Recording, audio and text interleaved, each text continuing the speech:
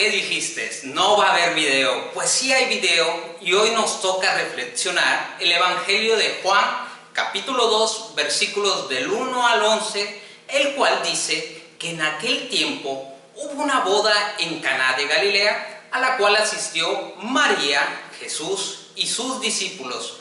Pero cuando empezó a faltar el vino, María le dijo a Jesús: «Ya no tienen vino». Jesús le respondió: «Mujer, ¿qué podemos hacer tú y yo?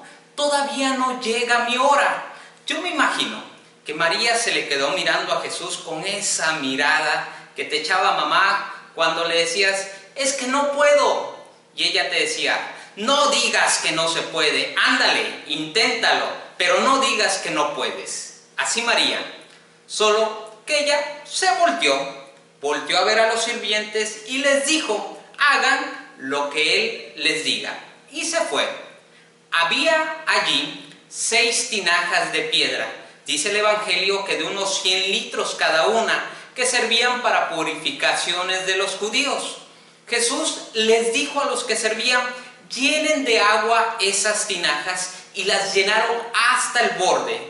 Entonces les dijo: «Saquen un poco y entréguenselo al encargado de la fiesta». Y así lo hicieron. Y cuando el encargado de la fiesta probó el agua convertida en vino, sin saber su procedencia, porque solo los sirvientes lo sabían, llamó al esposo y le dijo: «Todo el mundo sirve primero el vino mejor, y cuando los invitados ya están bastante servidos, se sirve el corriente. Tú, en cambio, has guardado el vino mejor hasta ahora».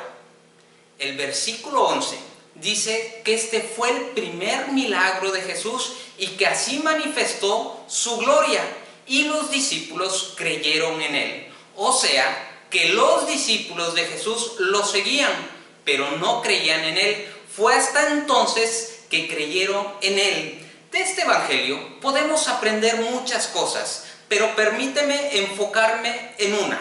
La palabra dice que Jesús le dijo a los sirvientes: «Llenen esas 6 tinajas de agua», y cada tinaja era de 100 litros. Pero recordarás, antes el agua no se tomaba como hoy en día. Se tomaba de los pozos o de los ríos, de acuerdo a la geografía de la zona, y en Caná no existía un río cerca. Lo más probable es que esas 6 tinajas se llenaron de un pozo.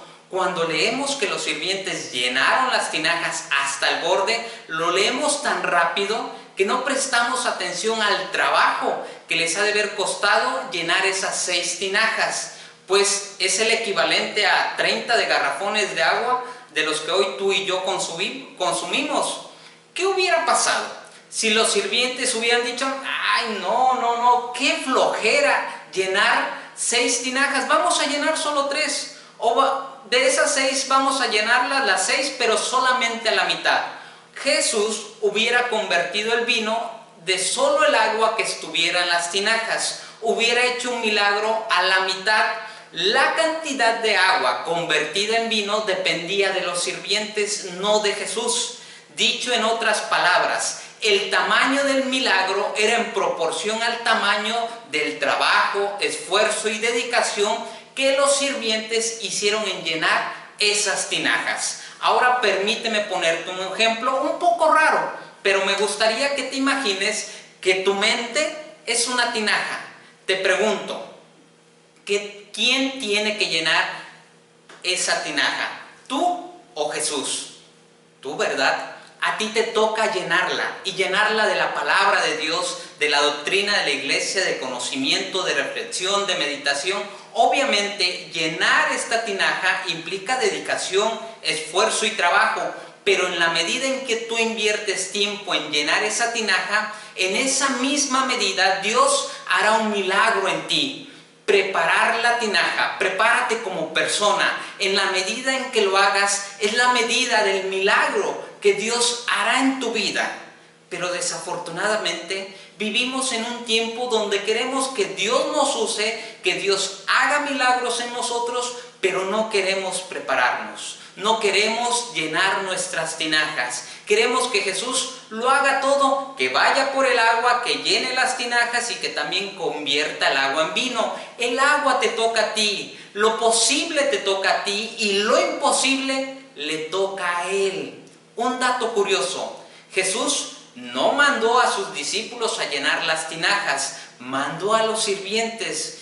Fue gracias al trabajo de ellos que el milagro se pudo dar, porque Jesús les estaba queriendo enseñar que si unos sirvientes eran capaces de obedecerlo llenando tinajas, los utilizaría para hacer milagros aunque no eran sus discípulos. Hoy en día vemos a otros hermanos de otro tipo de religiones haciendo milagros y a veces como católicos nos preguntamos, ¿y por qué en nuestra iglesia no se ven esos tipos de milagros? ¿Por qué a ellos sí los usa para hacer tales obras y a nosotros no? Tal vez porque ellos están llenando sus tinajas más que las nuestras o las nuestras están vacías.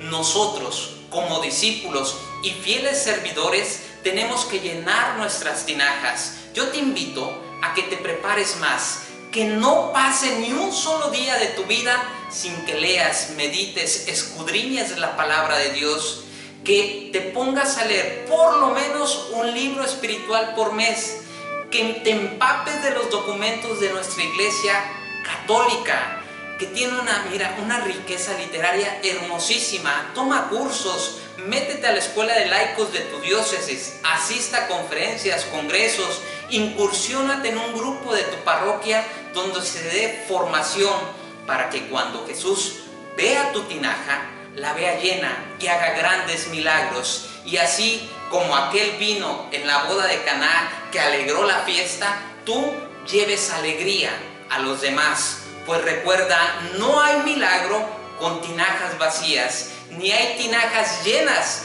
que no tengan un milagro. Dicho de manera sencilla, en una persona preparada siempre habrá milagros, porque hizo lo posible para que Dios hiciera lo imposible.